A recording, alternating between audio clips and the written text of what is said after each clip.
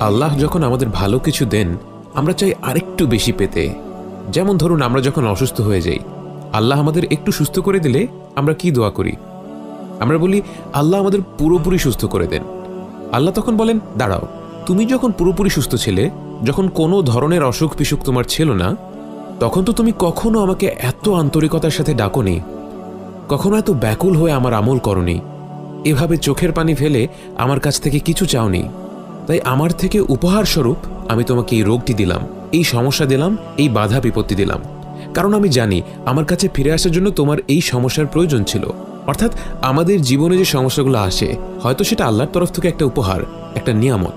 কারণ এক সপ্তাহ জ্বর নিয়ে পড়ে থেকে, এমনকি 1 বছর অসুস্থ হয়ে বিছানায় শুয়ে থেকে, অথবা কোনো প্রিয়জনকে হারানোর ফলে যদি আমরা আল্লাহকে পেয়ে যাই, তাহলে বাস্তবে তা শাস্তি নয়, বরং এ হলো আল্লাহর পক্ষ থেকে আমাদের জন্য এক বিরাট উপহার। কিন্তু অনেক সময় আমরা দেখি, যখনই আল্লাহ আমাদের জীবন থেকে কোনো বাধা বিপত্তি, বালা মুসিবাহ সরিয়ে নেন, আমরা তাকে আবার ভুলে যাই। আমরা যেন এটা হতে না দেই। আল্লাহ সুবহানাহু ওয়া তাআলা পবিত্র কোরআনে বলেন, লাইন শাকারতুম লাযীদান্নাকুম।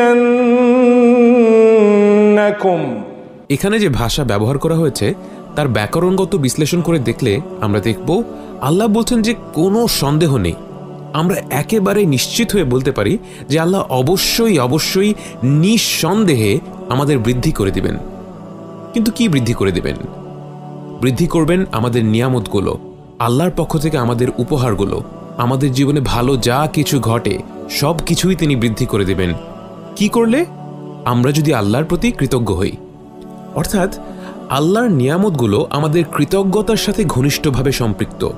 আমরা যদি আল্লাহর প্রতি কৃতজ্ঞ না হই, তাহলে আমাদের জীবনে আপাত দৃষ্টিতে যা কিছু ভালো জিনিস আছে তা আসলে আল্লাহর নিয়ামত নয়, বরং এটা আল্লাহর পক্ষ থেকে শাস্তি অথবা একটা বড় ধরনের পরীক্ষা।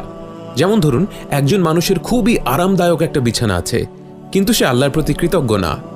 এই বিছানাটাই তার জন্য আযাব বা শাস্তিতে পরিণত হতে পারে। কিভাবে? সে এই বিছানায় এতটাই আরাম করে ঘুমায় যে সে ফজরের নামাজের জন্য উঠতে পারল না, সে আল্লাহর থেকে দূরে সরে গেল। অপরদিকে আরেকজন মানুষের জীবনে আপাত দৃষ্টিতে খারাপ কিছু ঘটে গেল। হয়তো তার বাবা মা মর্মান্তিক দুর্ঘটনায় ইন্তেকাল করলেন। আল্লাহ আমাদের সবার বাবা মার হায়াতকে দীর্ঘ করে দিন এবং যাদের বাবা মা ইন্তেকাল করেছেন তাদের ক্ষমা করুন। কিন্তু উদাহরণস্বরূপ আমরা দেখি, যদি তার বাবা মা মর্মান্তিক দুর্ঘটনায় ইন্তেকাল করেন, কিন্তু এর ফলে সে ইসলামকে পূর্ণাঙ্গ রূপে পালন করা শুরু করলো, সে আল্লাহর প্রতি অকৃতজ্ঞ হল না, এক্ষেত্রে এই আপাত দৃষ্টিতে খারাপ ঘটনাটাই প্রকৃতপক্ষে আল্লাহর তরফ থেকে তার জন্য একটি বিরাট উপহার। আল্লাহ যেন আমাদেরকে তার প্রতি কৃতজ্ঞ হওয়ার তৌফিক দান করেন। আমিন।